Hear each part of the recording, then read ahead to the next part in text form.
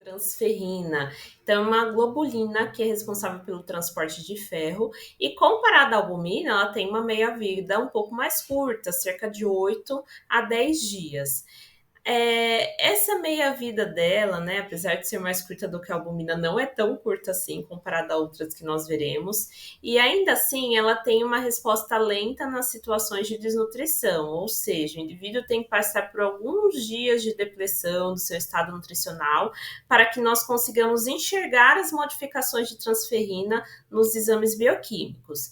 E ela não deve ser utilizada na desnutrição quando ela está associada à anemia por deficiência de ferro. Isso porque a própria deficiência de ferro já vai trazer uma redução nos valores de transferrina. Então, a gente não consegue relacioná-la diretamente ao estado nutricional nessa condição específica. E aí, aqui só ressaltando as funções, é uma proteína que tem como função o transporte de ferro sérico no plasma. O próprio nome diz, é o de transporte e ferrina, que é o ferro sérico.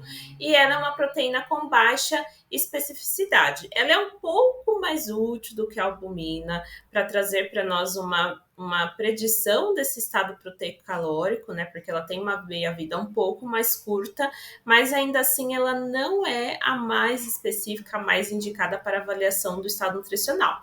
Mas pensando numa avaliação de proteínas totais, a transferrina está sim inclusa.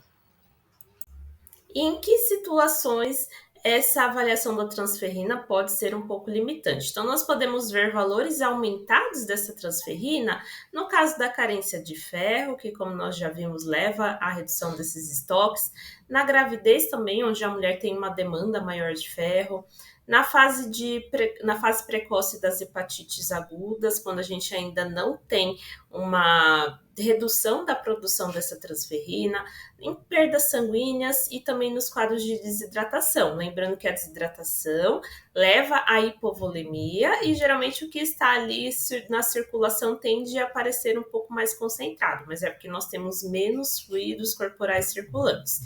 E aí nós temos uma redução dessa transferrina no quadro de estresse metabólico, que nós já vimos que inclui o trauma, a sepse, queimaduras, infecções e inflamações, nas doenças hepáticas crônicas, porque o fígado, quando ele vai perdendo sua funcionalidade, ele não consegue produzir essas proteínas em quantidade suficiente, nas neoplasias também, em quadros de sobrecarga de ferro, né? Então, às vezes, uma suplementação inadequada, por exemplo, pode demandar mais da transferrina para esse transporte, e também nos quadros de hiperidratação. Lembrando, aumento da volemia, tudo tende a ficar mais diluído. E como valores de referência, o normal são valores de transferrina entre 200 e 400 miligramas por decilitro. A depressão leve de 150 a 200, depressão moderada de 100 a 150 e depressão grave menor do que 100. Pessoal, às vezes é muito difícil memorizar todos esses valores, então qual que é a minha recomendação? Tentem memorizar pelo menos o ponto de corte entre normal e redução. Tá? Então, transferrina abaixo de 200 já indica algum grau de depressão. Assim, fica um pouco mais fácil de memorizar pelo menos os valores de corte se vocês tiverem muita dificuldade. Agora, como eu falei, só a albumina que eu recomendo que vocês avaliem os graus, porque são frequentemente cobrados em prova.